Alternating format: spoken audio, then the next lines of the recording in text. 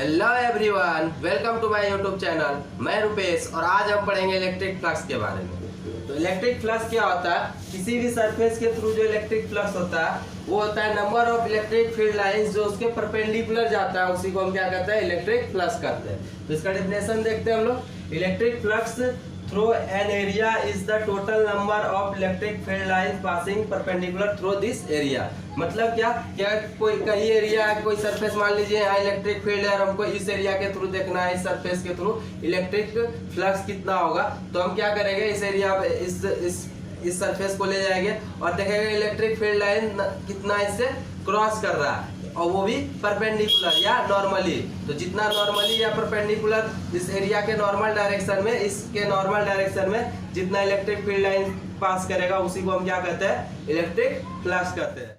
तो number of field lines passing perpendicular through this area it's called electric flux. क्या कहलाता है? Electric flux कहलाता है, जो नॉर्मली फील्ड लाइंस पास होता है। तो ये क्या हो गया? ये क्या है? ये कांस्टेंट इलेक्ट्रिक फील्ड है और ये एरिया वेक्टर है, दोनों का डायरेक्शन सेम है। तो इलेक्ट्रिक फील्ड लाइन दोनों क्या है? डायरेक्शन सेम है, मींस क्या? एरिया के परपेंडिकुलर इलेक्ट्रिक फील्ड है। इलेक्ट्रिक फील्ड क्या है? एरिया के परपेंडिकुलर है। तो यहाँ पे क्या हो जाएगा? Phi equal to E into A. Phi इसको पढ़ते हैं, इलेक्ट्रिक फ्लक्स को डिनोट करते हैं फाई से। ये हो जाता है electric field into area vector. ठीक, तो यहाँ हो गया। जब क्या हो सरफेस झुका हुआ, सपोज मान लीजिए इलेक्ट्रिक फील्ड लाइन ऐसे और सरफेस क्या हो? झुका हुआ, और इलेक्ट्रिक फील्ड लाइन से थीटा एंगल पे हो। क्या हो? सरफेस थीटा एंगल पे हो इलेक्ट्रिक फील्ड लाइन से। तो उस केस में इलेक्ट्रिक फ्लक्स क्या होगा? वो होता है, इसका दो कंपोनेंट टूटता है, एरिया का दो कंपोनेंट, क्योंकि एरिया वेक्टर हम यहाँ एज्यूम कर रहे हैं। तो एरिया वेक्टर क्या होता है? एक cos थीटा टूटेगा जो इलेक्ट्रिक फील्ड के डायरेक्शन में होगा, ये इस तरफ टूटेगा ए cos थीटा, और दूसरा टूटेगा ए साइन थीटा जो इस और होगा ए साइन थीटा। तो ए साइन थीटा और ई तो पैरेलल हो जाएगा, ठीक, सरफेस। और तो ए cos थीटा जो रहेगा उस डायरेक्शन में जो एरिया वेक्टर रहेगा और उसका इलेक्ट्रिक फील्ड का जो प्रोडक्ट होगा उसी को हम क्या कहेंगे? इलेक्ट्रिक फ्लक्स है।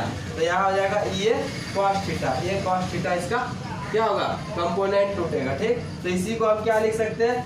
तो डॉट प्रोडक्ट हम जानते हैं, वेक्टर का डॉट प्रोडक्ट क्या होता है? ई ए cos थीटा को हम लिख सकते हैं ई डॉट ए। तो मतलब हम यहाँ से कंक्लूजन निकाल सकते हैं, इलेक्ट्रिक फील्ड और एरिया वेक्टर का डॉट प्रोडक्ट हमको इलेक्ट्रिक फ्लक्स देता है। क्योंकि ये डॉट प्रोडक्ट है इसलिए इलेक्ट्रिक फ्लक्स क्या होगा? एक स्केलर क्वांटिटी होगा। ठीक, तो हम इलेक्ट्रिक फ्लक्स को यहाँ पे अच्छी तरह से समझ गए। अब अगला हम केस समझेंगे जब इलेक्ट्रिक फील्ड लाइंस क्या हो? वेरिएबल हो। इलेक्ट्रिक फील्ड लाइन क्या होगा?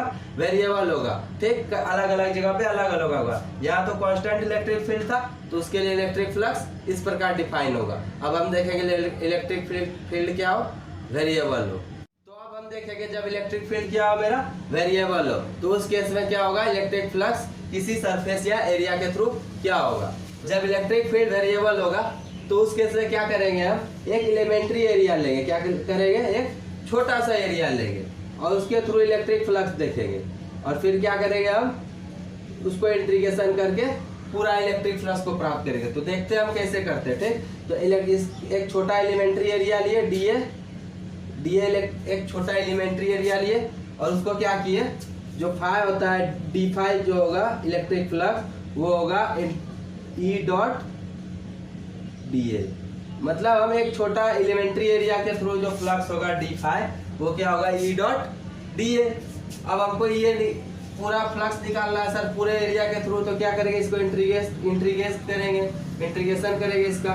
तो इंटीग्रेशन करेंगे क्या हो जाएगा? डी फाई का integration of E dot D A.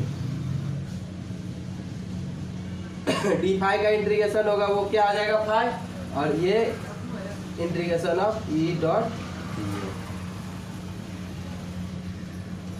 तो यहाँ से हम फाई का वैल्यू जो होगा ई डॉट डी ए का इंटीग्रेशन होगा। ठीक, तो हम इस इलेक्ट्रिक फ्लक्स के कॉन्सेप्ट को पूरी तरह से समझ चुके हैं। अब हम एक एग्जाम्पल के थ्रू इस कॉन्सेप्ट को और आगे समझते हैं। तो हम एक एग्जांपल से इलेक्ट्रिक फ्लक्स के कॉन्सेप्ट को समझते हैं। ये एससी वर्मा का सॉल्व क्वेश्चन है। ठीक, तो हम इसको समझने का प्रयास करते हैं। ठीक, तो हमको क्या दिया गया? इलेक्ट्रिक फील्ड दिया हुआ है और जो नॉर्मल से कितना डिग्री के एंगल पे है, 60 डिग्री के एंगल पे है, जिसका इंटेंसिटी मैग्नीट्यूड कितना दिया गया, 20 वोल्ट पर मीटर। ठीक, तो हमको निकालना है electric flux through square frame. ये फ्रेम कैसा स्क्वायर है, तो इसके थ्रू इलेक्ट्रिक फ्लक्स ज्ञात करना है, इलेक्ट्रिक फ्लक्स निकालना है। तो electric flux phi is equal to होता है ई डॉट ए। तो यहां से हम लिख सकते हैं ई ए कॉस थीटा।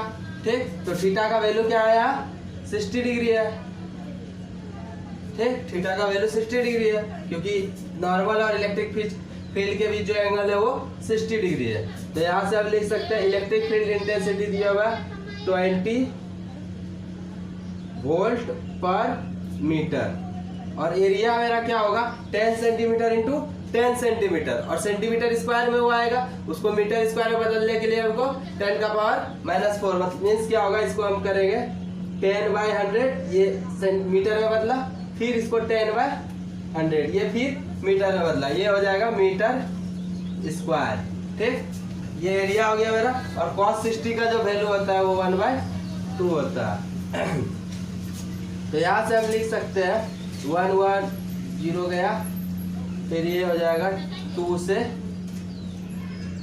10, फिर ये, तो यहाँ से हो जाएगा मेरा 0.1 वोल्ट मीटर। ये मीटर इनवर्स और मीटर स्क्वायर मल्टीप्लाई होके मीटर हो जाएगा। तो फाई का जो वैल्यू आएगा वो मेरा ये आएगा। ठीक, तो हम इस एग्जांपल के थ्रू कॉन्सेप्ट को समझ गया।